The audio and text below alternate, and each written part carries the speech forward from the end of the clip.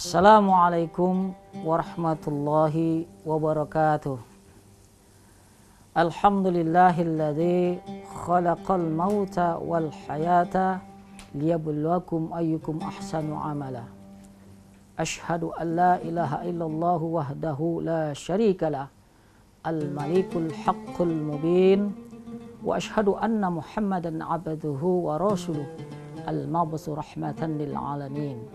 Allahumma salli wa sallim ala khatamal anbiya'i wal mursalin Muhammadin wa ala alihi wa sahbihi ajma'in. Amma ba'd. Qala Allah ta'ala fi kitabihil karim.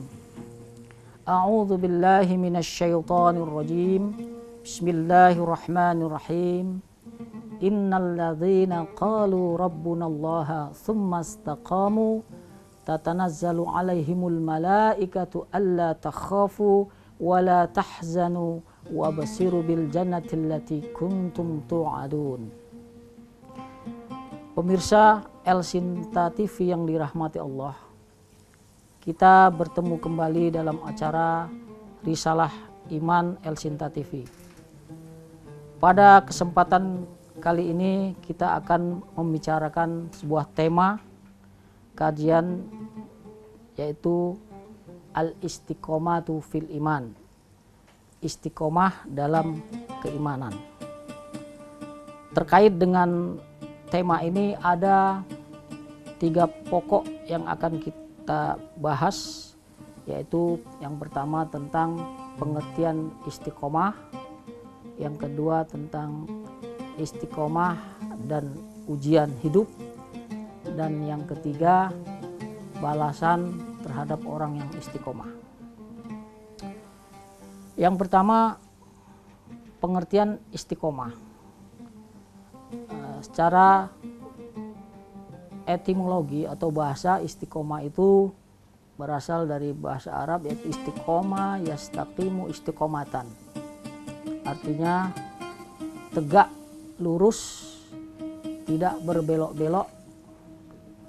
Sementara dalam pengertian istilah, yaitu istiqomah itu satu sikap keteguhan hati, lurus terkait dengan keimanan kepada Allah. Di dalam ajaran Islam, istiqomah ini menjadi salah satu yang sangat mendasar, fundament. Di dalam beberapa ayat Al-Quran dan hadis dibicarakan tentang istiqomah. Di antaranya misalnya dalam sebuah hadis yang diriwayatkan dari An Abi Sufyan Abdullah bin As-Saqafi berkata, aku kepada Rasulullah, wahai Rasulullah, katakan kepadaku suatu perkara tentang Islam, dan aku tidak akan bertanya lagi selain daripada atau selain kepada engkau. Maka Rasulullah menjawab, qul amantu billah summastaqim. Katakanlah, aku beriman kepada Allah, kemudian istiqomah dengan keyakinan tersebut. Secara sekilas, pesan Rasulullah ini ketika ditanya oleh sahabat tadi tentang Islam sangat simpel, yaitu berkata iman kepada Allah, kemudian istiqomah. Namun dalam penerapannya dalam kehidupan, tentunya kita sangat memaklumi begitu beratnya untuk bersikap istiqomah. Istiqomah ini tentunya sangat sejalan atau paralel dengan sebuah ujian. Jadi kita tidak bisa mengatakan kita sudah benar-benar istiqomah tanpa adanya ujian-ujian hidup. Salah satunya Allah berfirman dalam surah Al-Baqarah, A'udzubillahi minasyaitonirrajim. Bismillahirrahmanirrahim.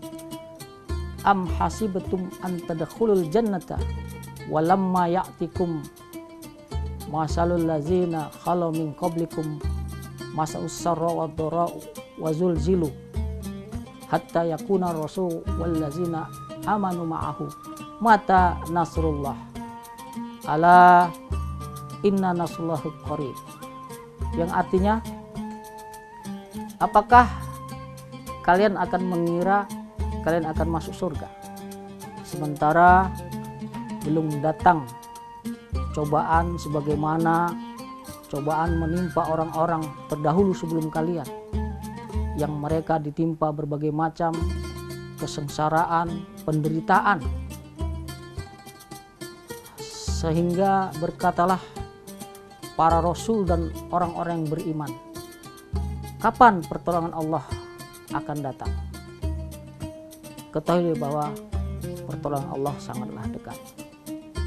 Dari ayat ini mengkonfirmasi kepada kita bahwa tidaklah mudah kita mengatakan bahwa kita ini sudah ahli surga atau penghuni surga. Padahal belum datang berbagai macam cobaan yang kita lalui. Ini adalah sebuah peringatan.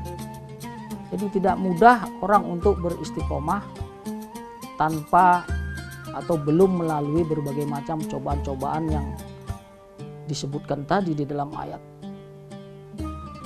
Cobaan-cobaan hidup, berbagai macam penderitaan, kesengsaraan, inilah bagian daripada kehidupan yang terkait dengan sikap istiqomah kita. Pemirsa El-Sinta yang dirahmati Allah, berbicara istiqomah, tentu kita juga tidak bisa melupakan bagaimana historis sejarah di dalam kehidupan seperti dakwah Rasulullah, kemudian didukung oleh para sahabat. Dan ini perlu kita ketahui sejarah orang-orang istiqomah. Untuk selanjutnya dapat kita lanjutkan dalam season yang kedua tentang bagaimana sejarah orang-orang yang istiqomah di dalam keimanan itu.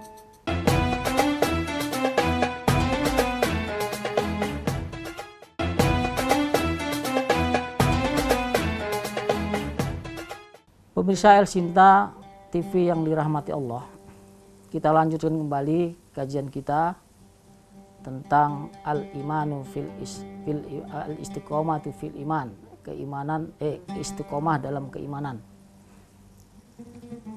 Kita ketahui bahwa ketika Rasulullah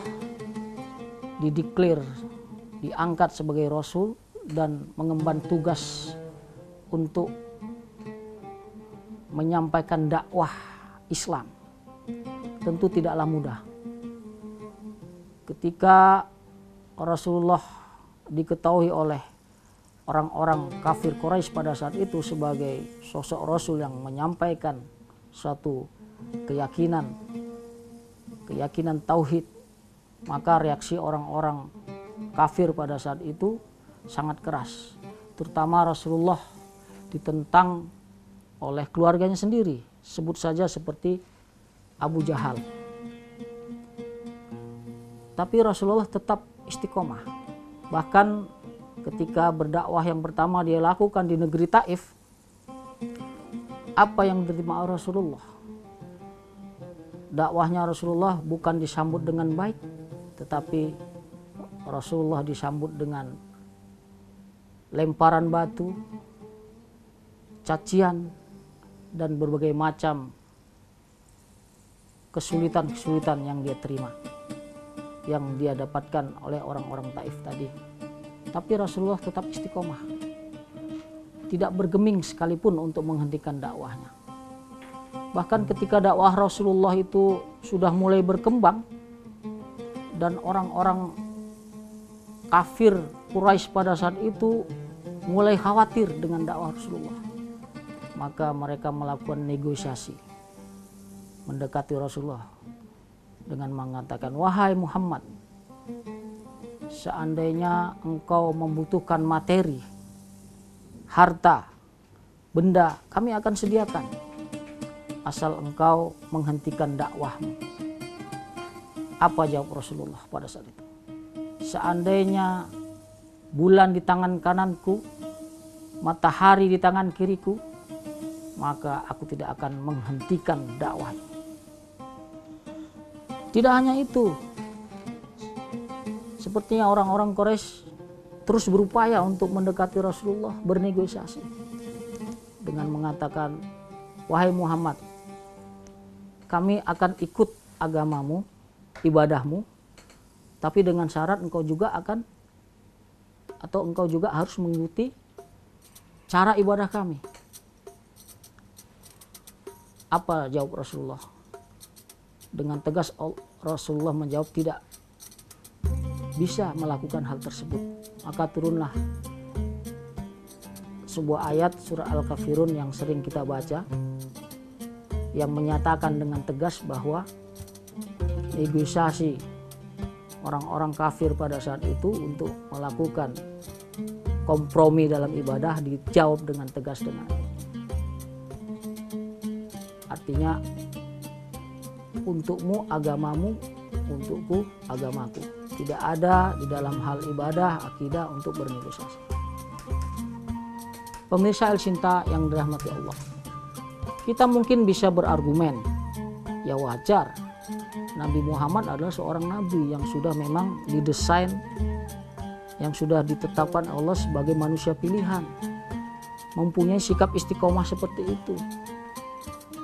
Kita bisa berargumen seperti itu. Tetapi kita juga harus ketahui bahwa perjuangan Rasulullah dalam menjalankan misi dakwahnya itu tidak hanya Rasulullah sendiri, tetapi dia juga didukung oleh para sahabat-sahabatnya. Sebut sajalah seperti Abu Bakar yang kita ketahui dalam sejarah bagaimana berupaya dengan maksimal mungkin mendukung Rasulullah. Bahkan istrinya Khadijah yang juga mendukung dakwah Rasulullah. Ponakannya Ali bin Abi Thalib, Utsman, Umar, ini semua adalah para sahabat yang mempunyai keistiqomahan, keteguhan hati untuk mendukung dakwah Rasulullah. Bahkan sedikit saya ingin cerita kisah tentang sahabat Nabi, sebut saja yang bernama Bilal bin Rabah. Bilal bin Rabah ini adalah seorang budak dari Abu Jahal. Abu Jahal ini pamannya Nabi. Kita ketahui bahwa Abu Jahal ini adalah sosok penentang dakwah Nabi yang luar biasa, yang sangat keras. Bahkan saking sangat kerasnya penentangan Abu Jahal diabadikan oleh Allah nama Abu Jahal sebagai penentang dakwah Rasulullah di salah satu surat Al-Lahab. Kita bisa bayangkan ketika Abu Jahal mengetahui bahwa salah seorang budaknya yang bernama Bilal telah masuk ke dalam agama Islam, mengikut keyakinannya Muhammad. Apa yang terjadi? Jelas Bilal bin Rabah dipanggil dan disiksa oleh Abu Jahal dengan diikat di tengah padang pasir. Tidak hanya itu, Bilal bin Rabah tidak hanya diikat tetapi dihimpit dengan batu. Kemudian Abu Jahal mendekati, wahai Bilal, apakah engkau masih bertahan dengan keyakinanmu? Pemirsa El Sinta TV yang dirahmati Allah, apa reaksi Bilal? Tetap istiqomah, ahad, tidak bergeming sedikit pun. Tidak hanya itu, ketika itu ada seorang wanita yang bernama Hindun. Kita ketahui Hindun ini pada saat belum Islam itu sangat keras penentangannya terhadap dakwah Rasulullah. Dia dekatin Bilal bin Rabah dengan merayu mengatakan, wahai Bilal, seandainya engkau meninggalkan kembali agamanya Nabi Muhammad dan kembali untuk menganut agama nenek moyang kita, maka aku bersedia menyerahkan diriku melayani dirimu. Tapi apa yang terjadi, pemirsa El Sinta TV yang dirahmati Allah? Kita akan lanjutkan kisah Bilal bin Rabah pada episode selanjutnya.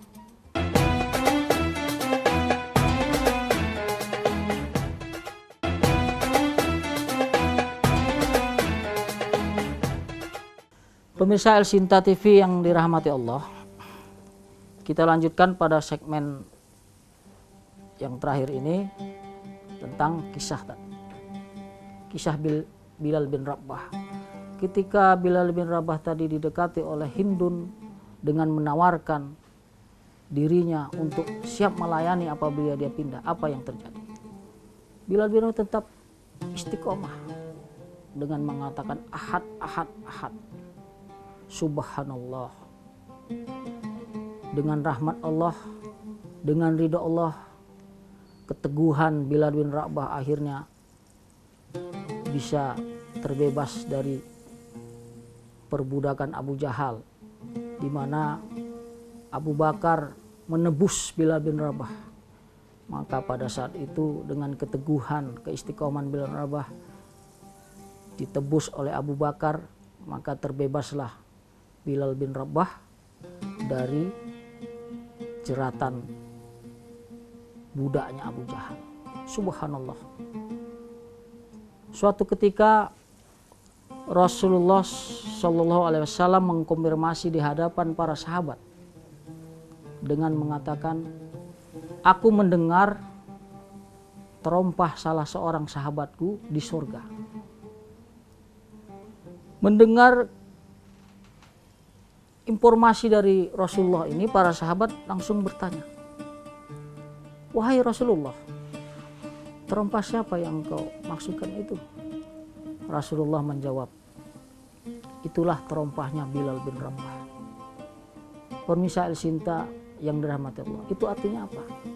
Inilah balasan orang-orang atau sikap Bilal yang istiqomah di dalam keimanannya. Kalau sudah Rasulullah mengatakan mendengar terompahnya Bilal di surga, artinya ya Bilal bin Rabah itu adalah ahli surga. Tempatnya sudah ada di surga.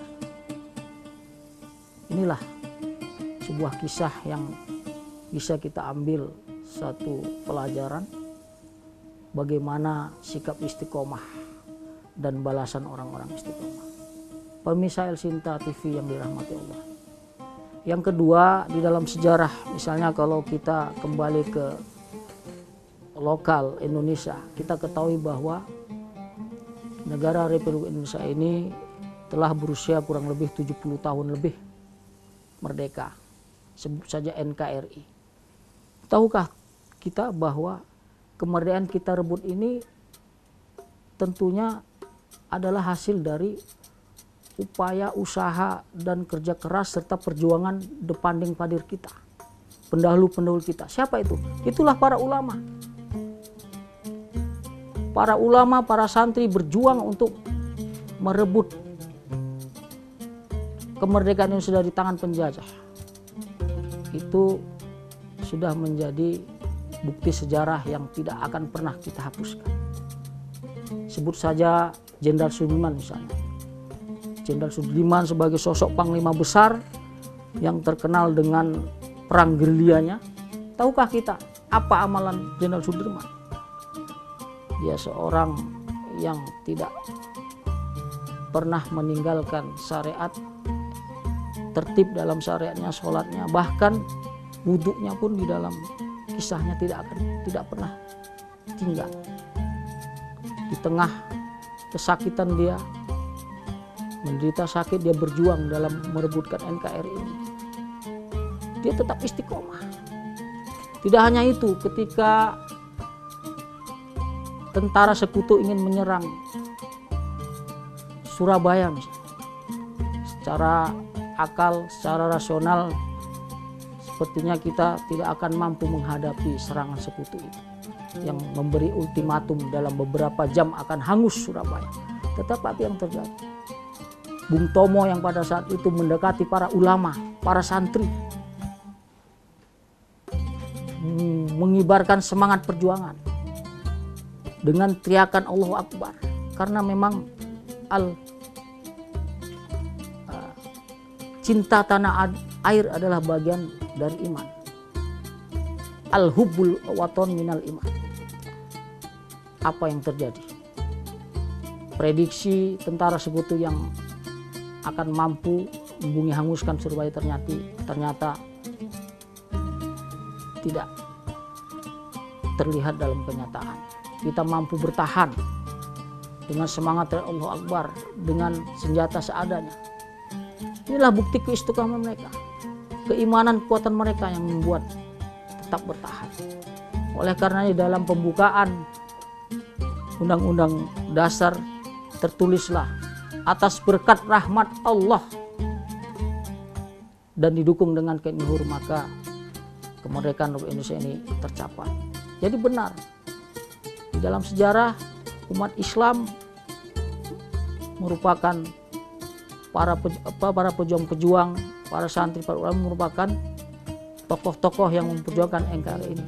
Jadi umat Islam dengan NKRI tidak bisa dilepaskan. Mereka mempunyai sikap yang istiqomah dalam keimanan.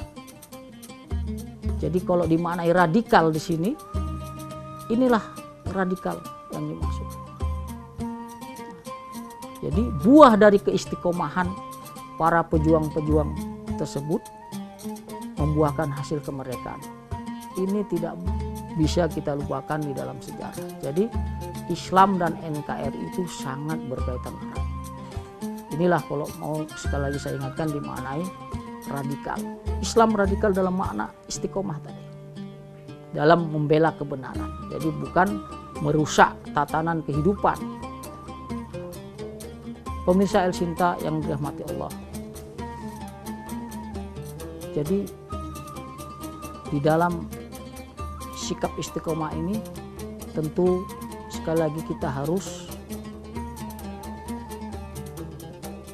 paralel atau sejalan dengan berbagai macam coba-cobaan.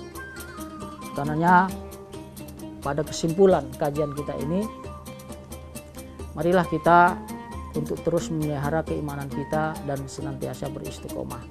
Walaupun di dalam sebuah buku Imam Ghazali mengatakan al-imanu yazidu wa yanqusu.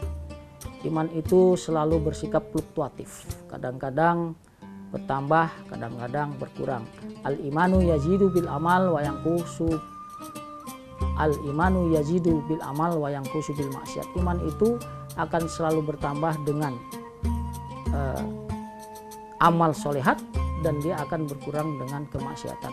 Jadi inilah sebagai penutup kesimpulan dari kajian kita ini. Marilah kita senantiasa terus untuk berupaya menjaga keistiqomahan kita di dalam keimanan kita dalam kehidupan. Hidup memang harus senantiasa bergandengan dengan berbagai macam permasalahan, yang permasalahan itu juga adalah bagian daripada ujian. Tapi dengan tetap istiqomah dalam keimanan, insya Allah buah dari keistiqomahan keimanan kita adalah surga. Sebagai penutup, Allah berfirman, innal ladzina qalu rabbunallahu tsumma istaqamu tatanazzalu alaihim malaikatu alla takhafu wa la tahzanu wa basyiru bil jannati allati kuntum tu'adun. Artinya orang-orang yang berkata bahwa Tuhan kami Allah dan tetap istiqomah dalam pendiriannya, maka malaikat akan senantiasa turun dan mengatakan janganlah kamu takut dan jangan kamu bersedih hati. Demikian yang dapat saya sampaikan, mudah-mudahan bermanfaat bagi diri saya dan pemirsa El Sinta TV yang dirahmati Allah. Sekian dan terima kasih. Wassalamualaikum warahmatullahi wabarakatuh.